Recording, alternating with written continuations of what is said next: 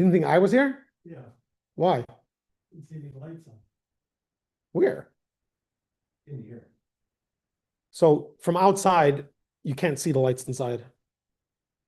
That's the way the windows are, so that it makes it a little harder. At night, you could see straight through, but during the day, because there's light here and not out there, during the day, you can't really see inside.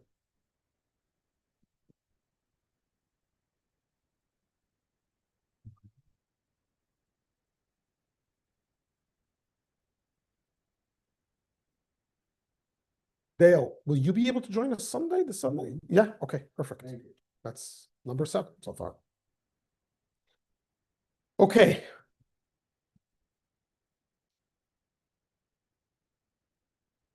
You know that there's actually some water here. You want to?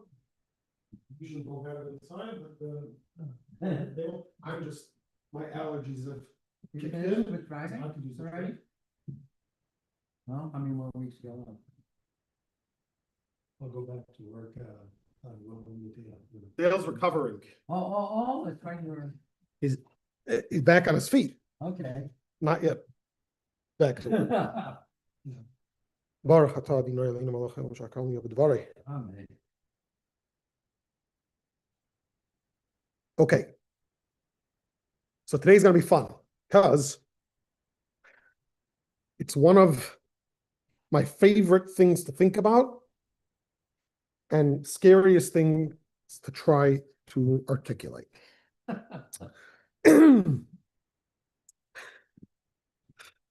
Maybe because it's scary to articulate, it's fun to think about it. So I've mentioned my great uncle, the Mendel Futterfass, many times. So I'm going to share with you another story, another parable story that he said. There was once a very fancy hotel that got a visitor. And this visitor booked a room with no exit date. Just, he's going to pay as he goes. He basically spent most of his time in his room. He'd come out, once or twice a day to get something to eat or to sit outside. He'd always come out with a note, a pad and paper and pen, and he'd be writing all that. Very much looked like he was in his own world. And 1 week goes by, 2 weeks go by. He's there for 3 weeks in this hotel. And during the 3rd week, they hear a yell, like a scream coming from his room, and they hear a loud bang. So the manager goes into the room and sees him lying on the floor, unconscious.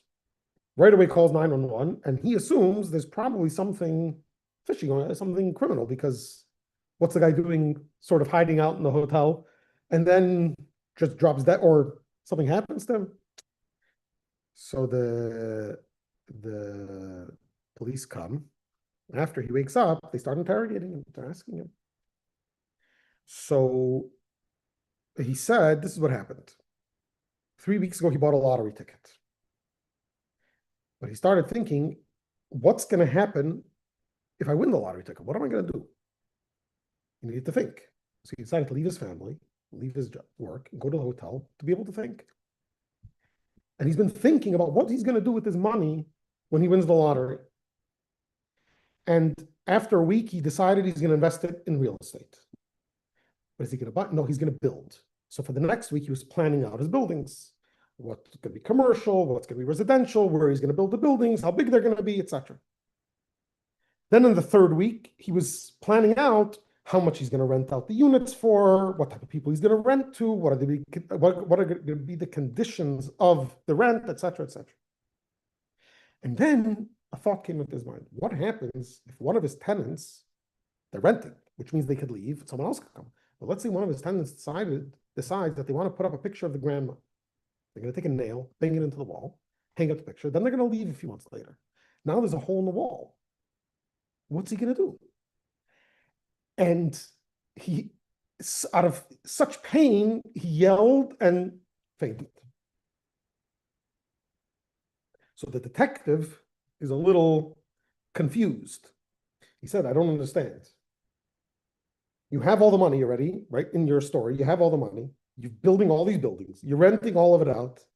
So there's a little hole. You'll fill like it's $5, $100. What's it going to cost you to fill up the little hole? So the guy tells me, you don't understand. I don't have the money yet. All of this is happening in my head. If someone banged a nail into your head, wouldn't you faint out of pain? Right? Because the whole thing is happening in his head. So the nail being banged into the wall is happening in his head.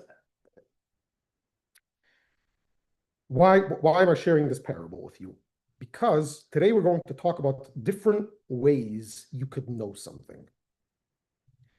And sometimes you could know something in a way that we will call or consider external. And sometimes you could know something in a more internal way, even if what you know seems to be the same. And yet one we're going to call external, one we're going to call internal. One's going to be in your head, and one's going to be in reality, so to speak. If you remember, we started off this chapter, I mentioned that this is one of the most mystical, philosophical chapters in Tanya, where the Alter Rebbe teaches us the fundamental foundation of the way Hasidus understands Kabbalah, especially the Kabbalah of the Arizal, that in order for God to create the world in a way that is limited, in a way that is our world, he had to, so to speak, remove himself from the space in which the world would eventually be created. And we call that the tzimtzum, right? Contraction. Then the last 2 weeks, we clarified that this contraction is only from our perspective. And that's why we call the infinite light surrounding all the worlds, right? Even though it is here just as it was before. But it's not felt here to us like it could have been or would have been felt if there wasn't a tzimtzum, and therefore we call it surrounding. But if you remember last week, we finished off, the Alter Rebbe is trying to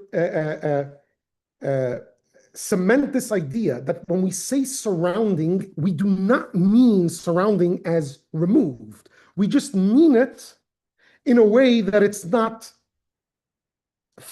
internal. It's not an internal knowledge, but external doesn't mean that it's outside of you or that you're removed from it. Okay? So that's where sort of we're holding in the chapter. So let's see.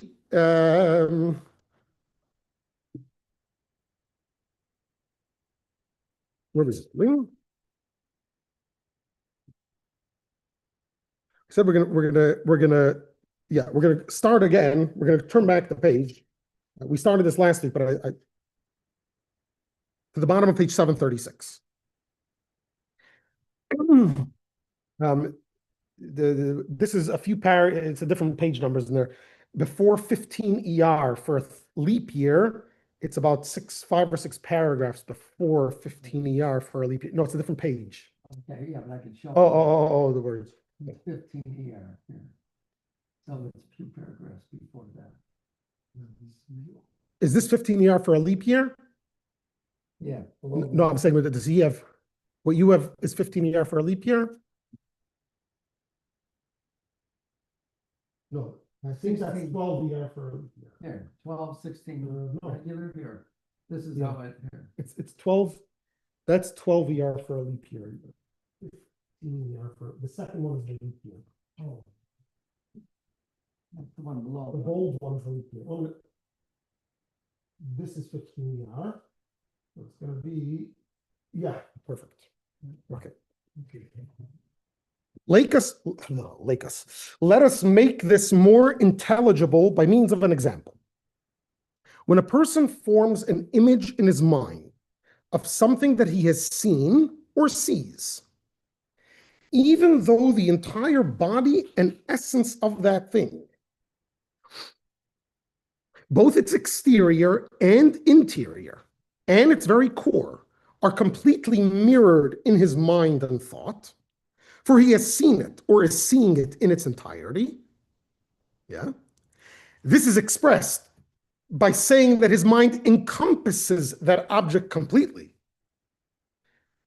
In other words, we're saying by encompassing that it knows everything. And just as in the mind's frame of reference, so too, regarding the perspective of a visualized object.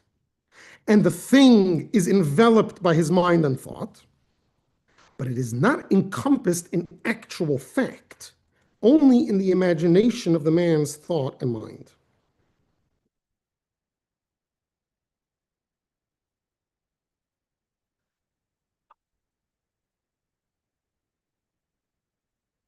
Let me ask you a question.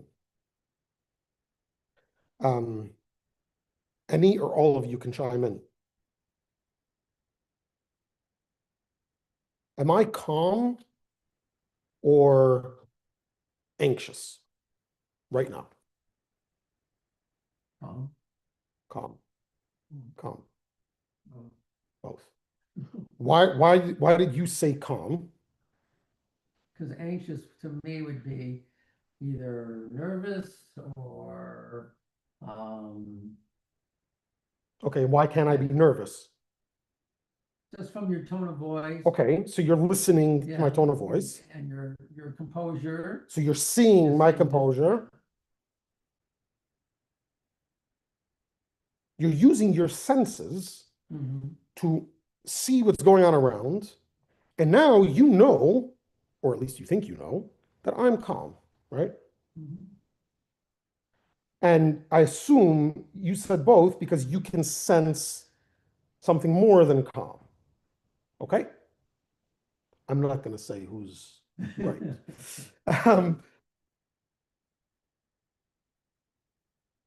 What about yourself? Right now, are you calm or anxious? Calm. Calm. Calm. You don't have to say mixture just to make me feel good. You're calm? Okay. How do you know that? Did you look in the mirror? You have to look at me. Did you look at yourself before you see? You guys all just said that without looking, without listening. You didn't even use any of your senses to, you right away said that answer.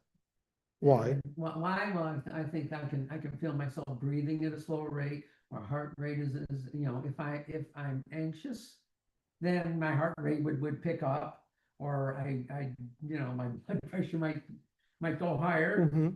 I other senses that I feel within me can tell me if I'm calm or anxious about What type something. of senses do you have in you? Well, I mean, like I say, I can my breathing, and Okay. I can sense the breathing or the heart rate. Did you have to think about that right before you said the answer? Not really. Not really. So you see, there's a difference between the way I know something that's part of me. I don't need to use the same, I wouldn't describe the way I think about myself the same way I think about the same thing, but in someone else. I'm not going to get, I'll get to the same conclusion, but not by the same means. If I judge you the way I judge myself, because I know myself differently than the way I could know you. In order to know you, I can't just use my intuition. 9 times out of 10, I'll probably fail. We're great at that. Walking down the street and ignoring everything around us, not noticing a thing that's going on. But if we stop and we look and we listen, and we pay attention, then we start noticing maybe their day isn't going so good, or maybe things are getting better, or maybe we start picking up on things because we're trying to know something that's not me. But to know myself, I don't need to use the same tools.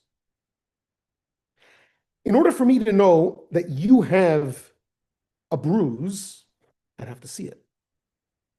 I don't need to see my leg to know if I have a bruise. Someone kicked me. And I could tell you I have a bruise without picking up my pants or pulling down my sock, right? Why? Because it's me. I know myself. Same thing as everything in the world that we know. You know that there's a table and that the walls are white and that there's a mechitza here and that there's a computer. You know all this because it's something outside of you. And yet, when you actually think you know someone or something, you've got it. You have a grasp on it. You call it surrounding it. You have all the information you need. You have the whole thing is in your head, not physically in your head. You had to use your mind to know it and understand it because it's outside of you. You still call it that you're surrounding it, even though you're not literally surrounding it, because you know it. But how do you know it? Because you had to think about it, because it's not you.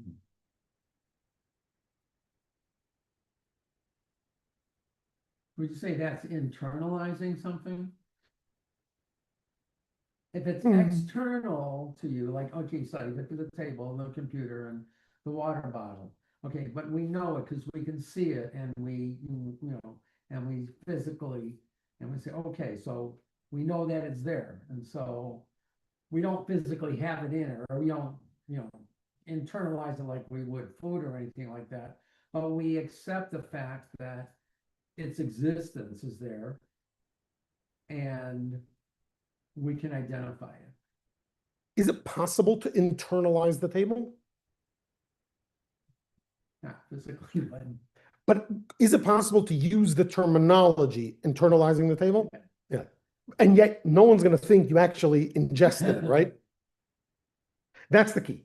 The key is when we use the term surrounding, we're not using it in the physical sense that it's surrounding and that therefore God is outside the world, not inside, he's surrounding it. We're using it in the sense that you have fully grasped it. Now, here's the difference. When we know something, it's because it's outside of us. And therefore, if we were to surround the world, if we were to know the world, we would be outside the world because we couldn't be inside the world, right? mm-hmm. A fundamental of Jewish belief is that God knows everything.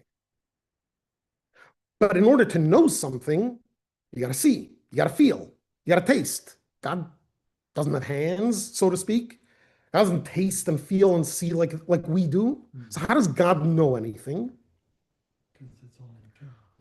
For God, God doesn't have external knowledge like we do because there is nothing outside of God. Everything that God knows is part of him, just like we know ourselves. When God knows us, he knows himself. He doesn't know something else other than him. He's knowing himself.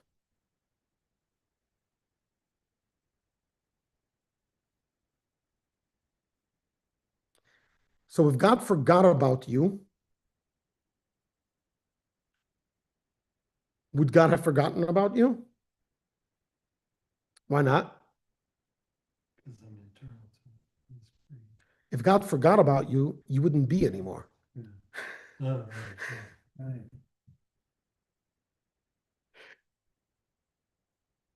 Well, it's hard to use the term forgot because that implies against his will. Like he didn't mean to forget. But if God isn't thinking about you now and God doesn't know what you're doing now, does that mean he's not paying attention? If he hesitated for a moment. If he hesitated for a moment, you wouldn't be here anymore. From sustaining its fruit. Exactly. Yeah. Philosophers say, if I'm thinking, that means I am, right? No, if you're thinking, that means God is. Or if God's thinking, then you are. If God's thinking, then you are. If God's not thinking, then you don't exist anymore. It's very hard for us to, I'm not saying it's hard to understand this, it's very hard for us to think about this by default when we use these terms for God, because that's not the way we identify with these terms, knowing. When we say God sees, automatically we're thinking eyes. That's because that's the way we use the term. But obviously, it's not what we mean when we use the term. So you have to think about this a lot to train your mind that when you use the term seeing or knowing together with God, we're not referring to the same type of knowing. We're talking about a totally different type of knowing. The closest example, I guess, would be that to compare it to would be to a dream. You're dreaming about something in the middle of the night, yeah? Now, it's not the same because what's in your dream isn't real, but in your mind, it's real, right? In the moment. You're dreaming about a pink elephant, let's say, yeah? During the dream, the pink elephant is there. What happens the moment you stop dreaming? There's no more pink elephant. Now, the pink elephant was never really there. And many wanted to say that maybe God didn't really create us, maybe we're just in his imagination. The proof that we have that we do exist is because God wrote it in the Torah, that in the beginning God created. So whatever existence means, we exist. Now, it could be, theoretically, it's like a dream. It's possible. But in our terminology, dream versus existence, we exist. Why? Because God said we exist. But if God wouldn't have said in the Torah we exist, would we be able to prove that we exist? We may just be characters in God's dream. And all God has to do is wake up, so to speak, or dream about something else, and suddenly we're not here anymore.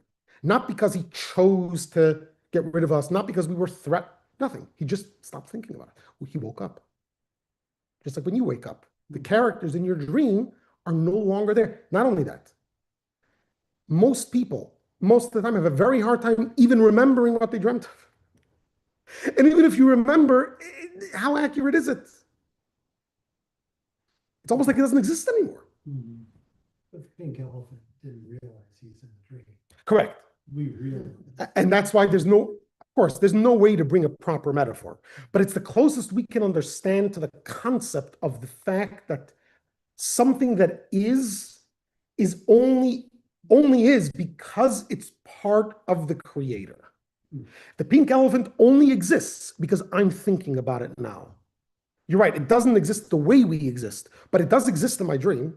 Relative to me, it exists in that moment. And for sure, relative to the moment after that and the moment before.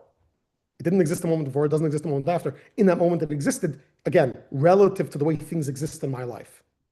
So the same way the elephant doesn't exist like this bottle, we don't exist like God.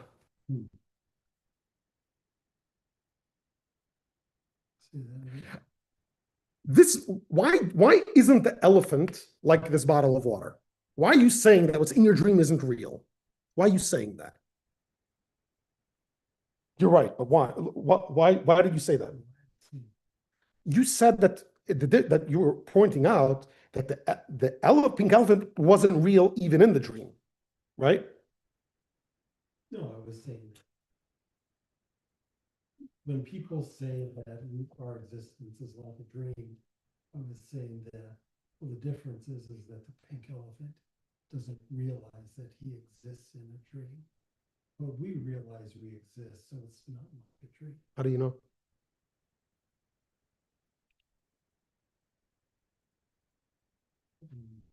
Yeah. Right. Yeah. You don't know what the pink elephant knows? Are we the dream and the pink elephant? I don't know. Well, you're right. I'm not saying you're wrong. You're absolutely right. But how do you know that? Because that's what you think. Yeah. In other words, because when I dreamt about it, then you give him the ability to have good thought. He's my existence. He's part of my creation, right? Forget about it, pink elephant. When you got into a fight with someone in your dream, were they thinking?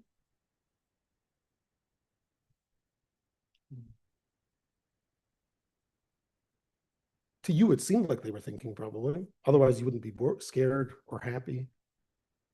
Whatever you felt in the dream.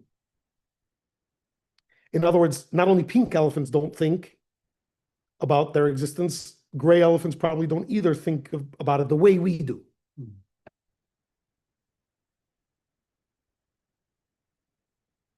And the same way, the person. I think he's thinking. He's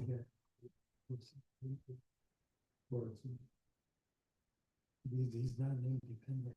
Oh, now you know that. In the dream, does it feel that? Oh, no. Of course, that's what we're talking about. We're talking about in the dream. Right now, you're in God's dream, so to speak. You're in God's mind. What you think now is only real because God says it's real. If it wasn't, if God didn't say it in the Torah, how do you know you're not in God's dream? That's my point.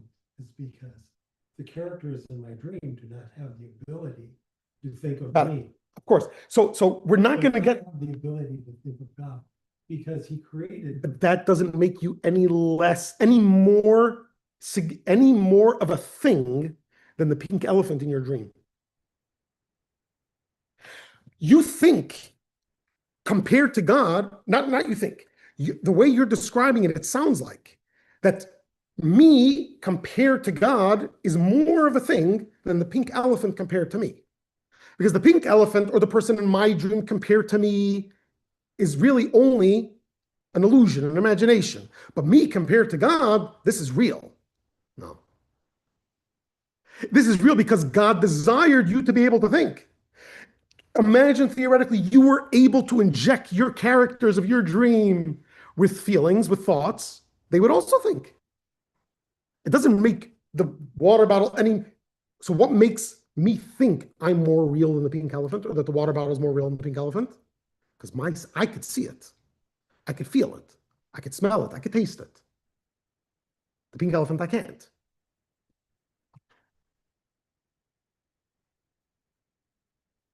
Right? That's what gives me that illusion. But in reality, I'm no more real to God than the pink elephant is real to me.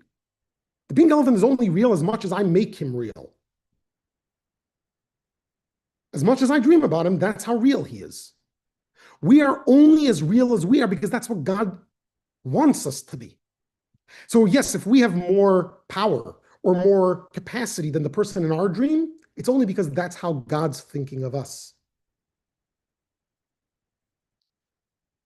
And again, I'm not saying that us compared to God is like our things in our dream are much closer to us than us to God. Yeah? The distance between us and God is much greater than the distance between us and the things in our dream. Because the things in our dream, compared to us, at least in image, we don't compare to God in anything. We're total creations. Totally. Now, at the same time, because we are, so to speak, God's dream. I'm using the term dream not to connote something that isn't real, okay? Just because that's the metaphor we brought. Because we're in God's dream, so therefore we are part of him. So he doesn't have to know us. You know what's going on in your dream when you're flying 1,000 feet in the air. It's not something you think about, how am I doing this? You're not thinking, how am I doing this? Why? Because you're doing it. What do you mean? You feel yourself flying or falling, right? You know yourself. You know what you're going through. If you had to watch someone else fly 1,000 feet off the ground, now you'd be thinking, hey, how's that happening? You don't think like that in your dream, because in your dream, you're knowing yourself.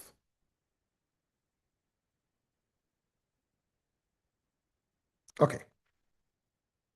In our dreams and our imagination, it's limitless. Only to what what we can think. Limitless within the limits of Right. Thinking. I mean, so you're basically going over and trying to figure out, but it's encompassed in actual fact only the imagination of man's thought. No, this only imagination man's thought in mind is that is unique to when we're thinking about something, we use the term surrounding. What I just said now is going to be what we're going to talk about in the next few paragraphs. Okay. God, however, this is 15 ER for a leap year. God, however, of whom it is written, for my thoughts are not your thoughts, so that it is utterly impossible for us to grasp his thought process. His thoughts and his mind, which knows all created beings, encompasses each and every created thing, from its head, in other words, from its highest level, to its end, in other words, to its lowest level, and its inside and very core, all in actual reality, and not as with the thought of mortal man. For us to know something, when we say we know it fully, we know it, but we don't know how the table feels, because the table is separate from us. With God, the table, every creation is part. He knows everything just by feeling himself. Just like I know how my toenail feels. I have no way of knowing how your toenail feels. I could try to see it. I could try to touch it. And I can do a lot of things to try to, and I may even be a doctor and know exactly what's going on, but I still don't know it the way I know my own toenail because I can't feel it. It's not me. At the end of the day, it's not me. I think what Earl said is very important. Yeah, that. Our dreams are limited, but with God, nothing's limited. Sure. So when it says the lowest level, and in all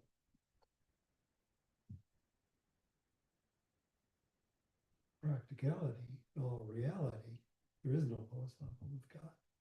They're talking about the God particle. No. We're talking about the created thing.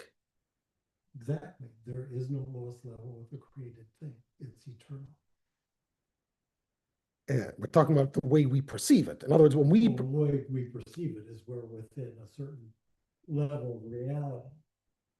what I'm It saying doesn't is, mean that it doesn't exist. There is no smallest particle because the largest to the smallest. Yeah, I think, Val has a point. Talking about highest and lowest, like, like we're talking about, the different levels, There's higher and lower, but within God, there's no highest and lowest because it's all eternal. Even physical creation is eternal. It's infinite.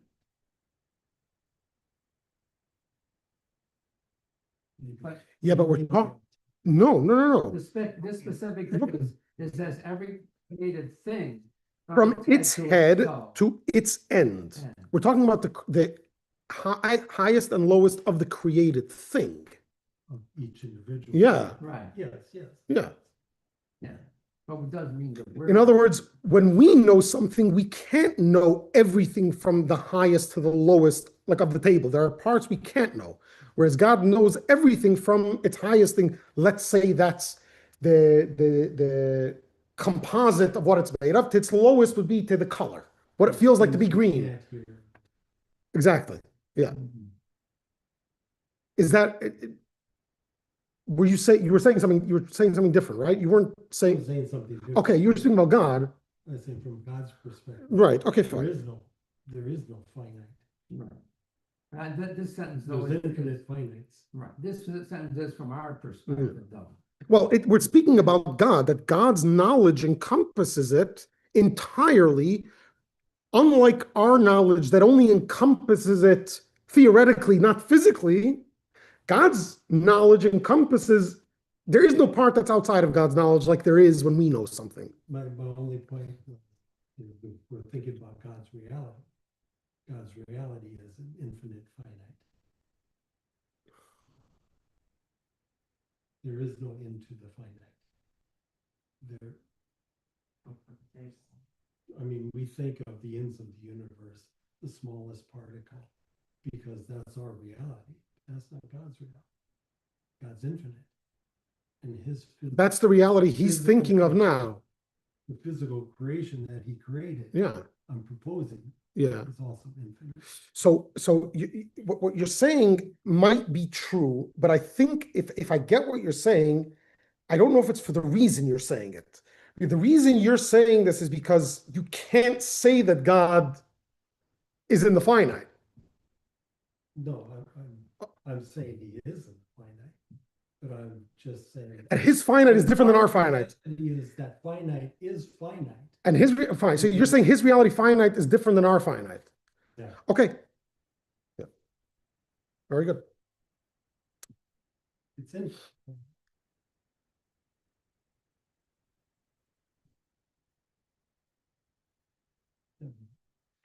No, see, you get me thinking, and then okay, let's see. For example, he's going to bring an example. In the case of the orb of this earth, his knowledge encompasses the entire diameter of the globe of the earth, together with all that's in it, and its deepest interior to its lowest depths, all in actual reality. Why? If God doesn't have a body that's actually surrounding it, so how are we calling it actual reality? For this knowledge constitutes the vitality of the whole spherical thickness of the earth and its creation ex nihilo. When you know your toe, where do you know what your toe's feeling? In your toe or in your head? in your head, right? But your head isn't in your toe. And yet, because it's part of you, we're saying that your toe is like it's in your head and your head knows itself. God literally, not physically, but literally encompasses the entire universe. It's all within his knowledge because it's all part of it. It's all an expression of his knowledge, of his thoughts, of his speech. However, now we're getting back, coming full circle. However, it would not have come into being as it is now, as a finite and limited thing, with an exceedingly minute degree of vitality sufficient for the categories of inorganic matter and vegetation, were it not for the world being created through the many powerful contractions, tzimtzumim, which have condensed the light and vitality that is clothed in the orb of the earth. So the vitality is clothed within the earth, because remember, God fills the whole thing, but it's concealed from the earth so as to animate it and sustain it in its finite and limited status, and in the categories of inorganic and vegetable matter alone.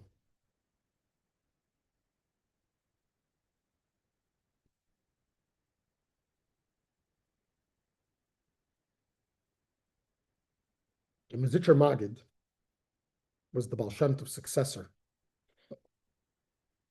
And he was a big Kabbalist even before he became a chassid of the Baal Shem Tov. After he succeeded the Baal Shem, after the Baal Shem Tov's passing, so he lived in Mizrich. And he wouldn't travel. He would stay put. The Baal Shem Tov would travel a lot. He would stay put a lot. The Rebbe would often compare this on Sukkot when we have the Ushpizin. Baal Shem Tov is like Avraham Avinu. Avraham traveled a lot. Yitzchak stayed in Israel. Everyone came to Yitzchak, whereas opposed to Avram went out. Baal Shem Tov was the same way. Baal Shem Tov would travel all over the place, but Magid stayed put. So once one of his old friends came through town, came for a visit. And he comes to see his old friend, the Magid, and he's told the Magid in the middle of davening. He davens with the Kabbalistic intentions, so it takes time sometimes. Comes back a few hours later, the Magid's still davening. Forgot to read, what's taking so long? Finally, after the Magid finished, so his friend came in and he said, tell me, what's with the davenings? We know this. We studied the same Kabbalah. We studied in the same schools. We know the same things. Why can I do this in an hour or two when it takes you so long to do it? So the Maggid said, what do you do for a living? As he said, he studies Torah most of the year. His wife has a little store. Twice a year, he goes to Leipzig. Leipzig is with big marketplaces. And it takes him a week to travel, a week back, and he spends the week there and he buys all the merchandise, brings it back. And then for the next 6 months, he could sit and 5 months, he could sit and study. And when it's time to make the next trip, he gets up and goes to Leipzig to make the next purchase. So the Maggid said, and 3 weeks you have to, it's like, yeah, 3 weeks he can't study all the time because he has to make a living. So the Maggid said, I don't understand. Why do you actually have to go to Leipzig? Just imagine you're going to Leipzig. Imagine you're buying the produce, the merchandise, and then you're coming back, and then you could do it all in 5 minutes. You won't have to waste so much time learning Torah. His friend looks at him and says, where did common sense go? How is imagination going to help? I have to go there if I want to get the merchandise. So the Maggid told him the same thing is when you're davening with Kabbalah, with Kabbalistic intentions. You could do it through imagination, or you can actually go there. To go there takes more time. To imagine, I can imagine 5 minutes. Now, in humans, when you say imagine, it's less internalized because it's separate. It's something I have to do, right?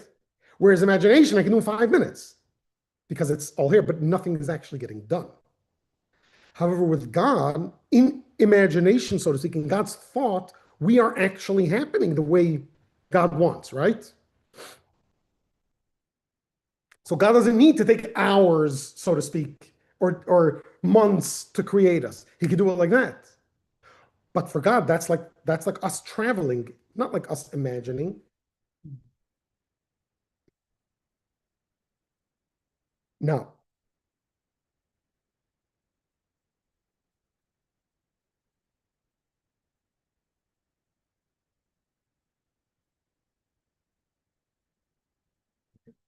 so on the one hand, we're saying that the way God knows us in the world is not really abstract. It just seems to us. It seems to us that he's surrounding, but really he's. So does that mean that if I know something, I know God? If I'm thinking because God knows, in other words, my whole everything I do is all part of God's thinking. So that shouldn't mean I know God, right? If everything is God, if God is everything, so everything's God. I'm just a piece of God. So maybe I know God. Obviously, we know that that isn't true. Why?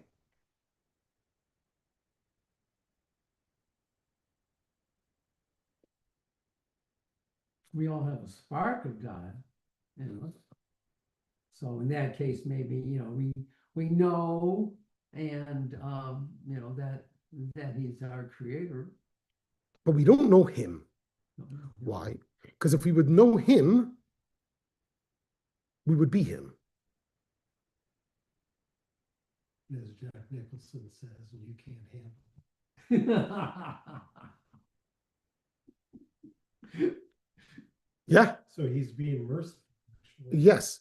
by hiding himself, Yes. by limiting our realization. Merciful in the way that we could still be independently thinking, free choosing human beings. Not merciful in the sense that God could have created us and we'd just be perfect angels.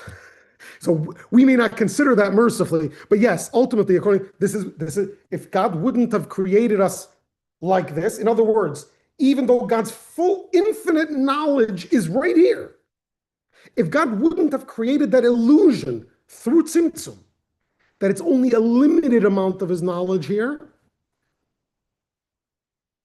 then we would actually know him because we'd just be one with him. We wouldn't be separate from him. But then there'd be no great deal if we did a mitzvah. What do you mean? We're part of God. There's no other option. For there to be another option, we can't feel and know God.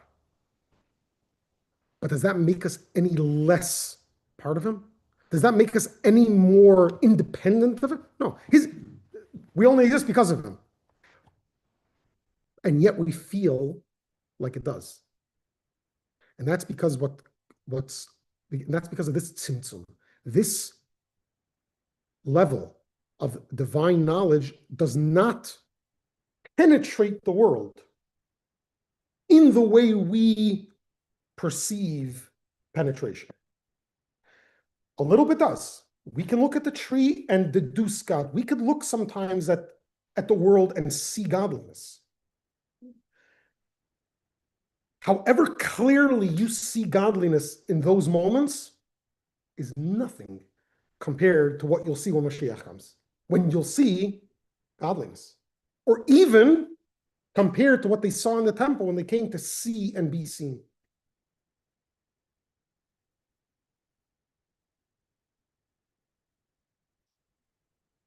So this is just reinforcing, again, the terminology of sovev kol almin, surrounding all the worlds. Yeah,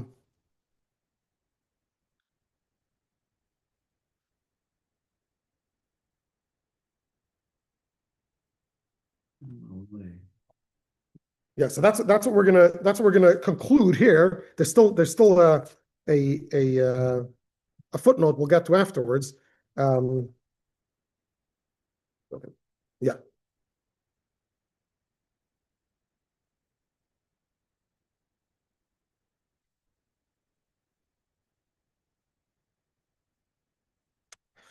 His knowledge, 739, yeah? His knowledge, however, which is united with his essence and being, for he is the knowledge, the knower, and the known, right? We are three different things. We have us, our brain, And then there's the thing we know, we thinking about. God, it's all one thing. He knows, so he knows, but not doesn't know like I know, and therefore can't forget like I can forget.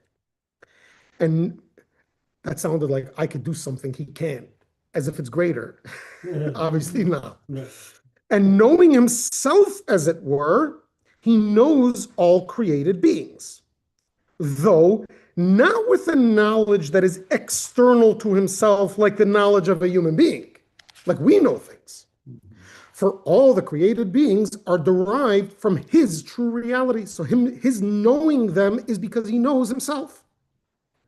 And this thing is not within the power of human beings to comprehend clearly, and so on. So even though we sat here and we tried explaining it, and we think we have, do we really understand? Do we understand it to the point that we can get it or relate to it? No, as far as a dream goes, but that's nothing. Not even this compared to that is nothing. It's just something to give us a frame of reference, what it's not, perhaps. We don't actually understand this. I think if we actually did it, our head would literally explode because it would just be beyond our comprehension. I mean, we could just, the Rebbe puts it down here as, who hamadua, who hayodea, who hayadua, That's a quote from the Rambam. Oh, that's from Rambam? Yeah, Okay. we had that in chapter 2 also. It's a quote from the Rambam. Yeah. Okay.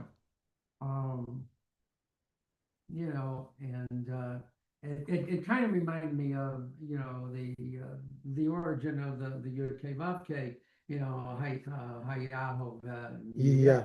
Right, that type of thing. And that's where I was. It's the same idea, Right. same right. concept of taking something that for us as created beings are different realities, saying that because God created it for him, it's not separate realities, it's one and the same.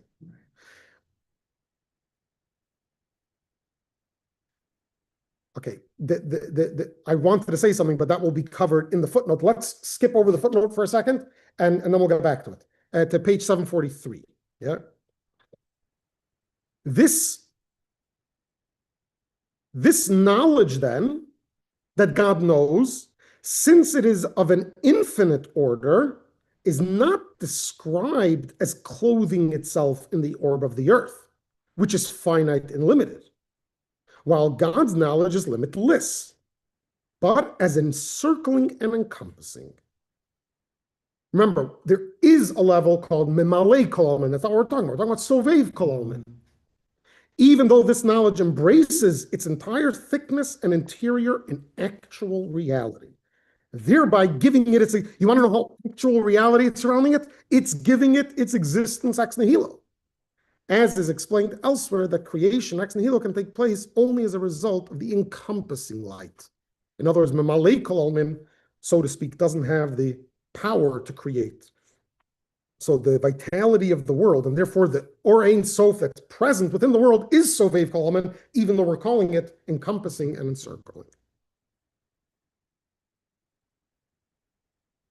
So far, so good? Mm-hmm. Okay.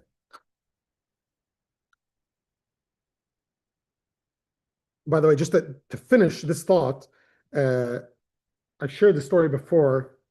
I think it was one of the Hasidic masters that said, Hasidic Rebbes that said, he learned Ahavat Yisrael from two drunk Polish or Russian peasants. Why?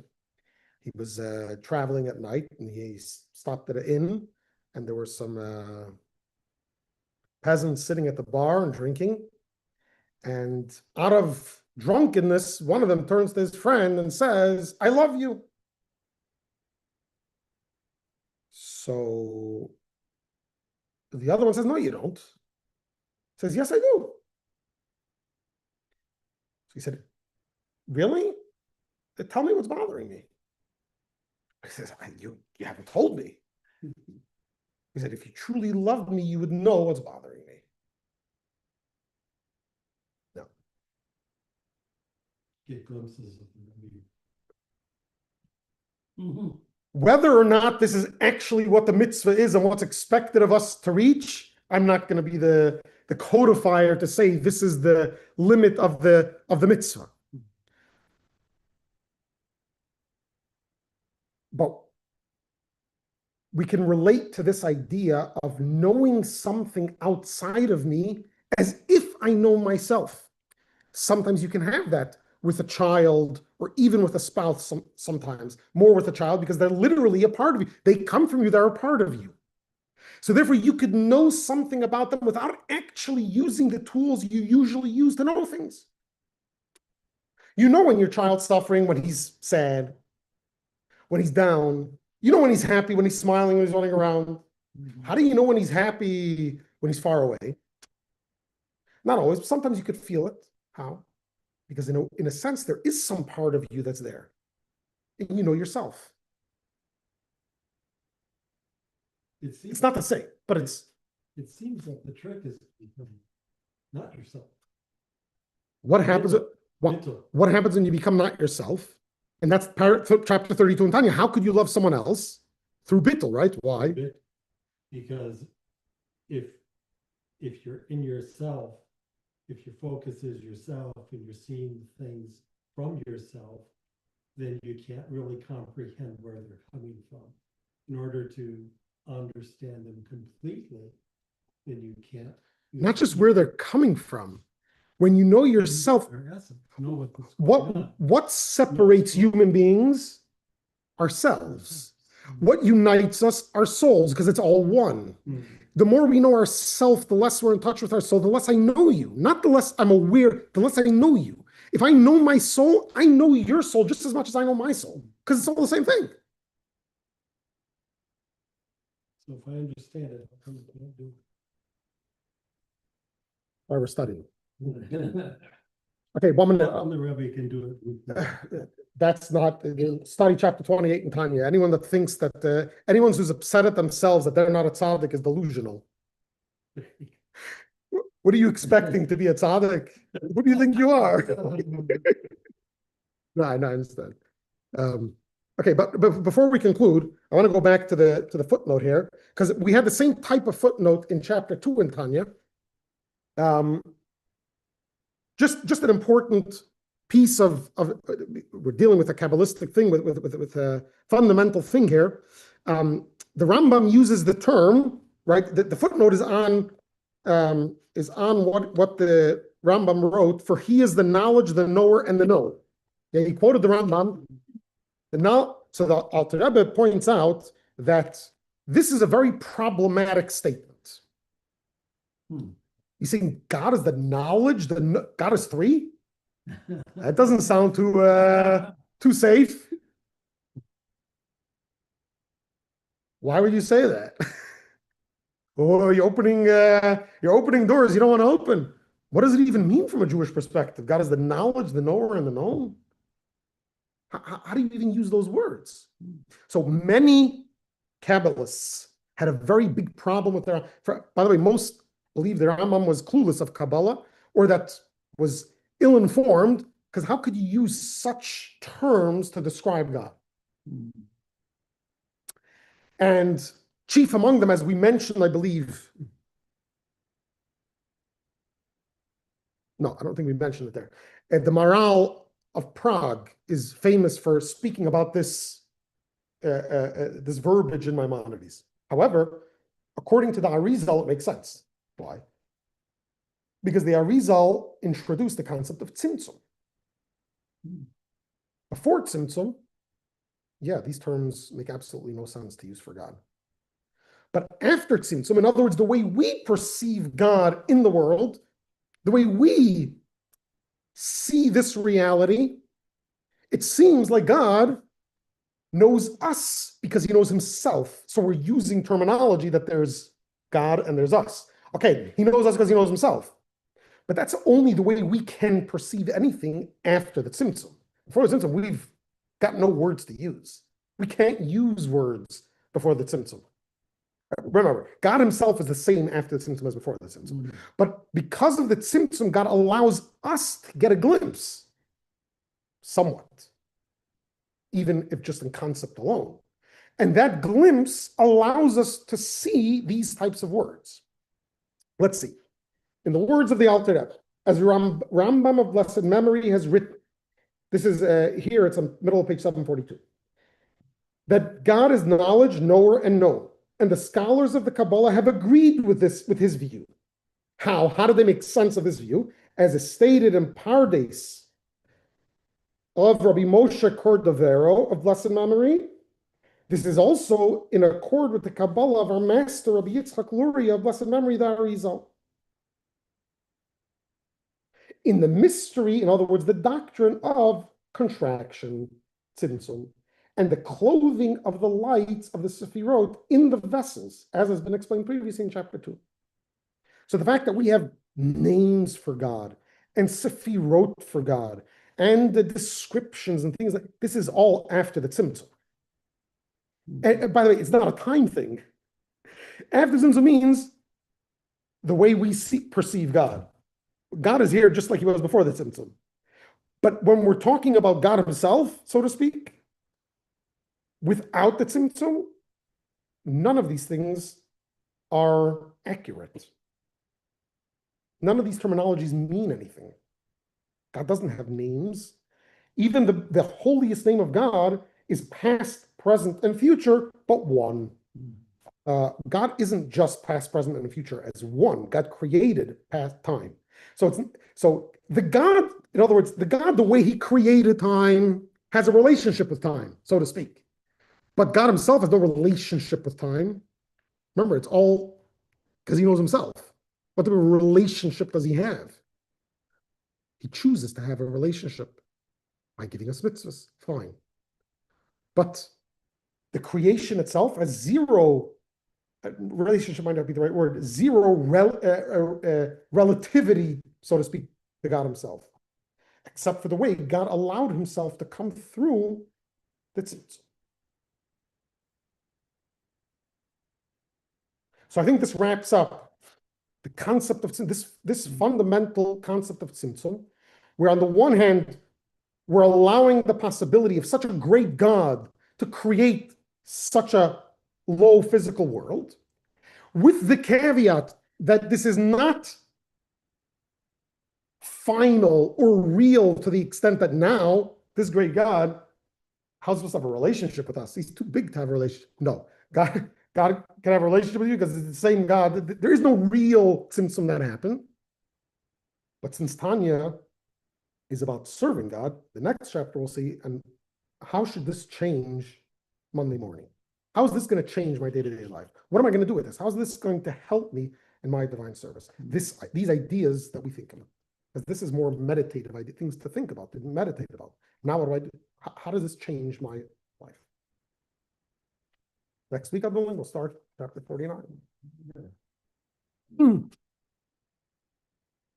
Thinking about something when you said about, when your appearance, when we look at somebody in appearance, when we stand in front of a mirror, we can see, we can see that bruise. We can,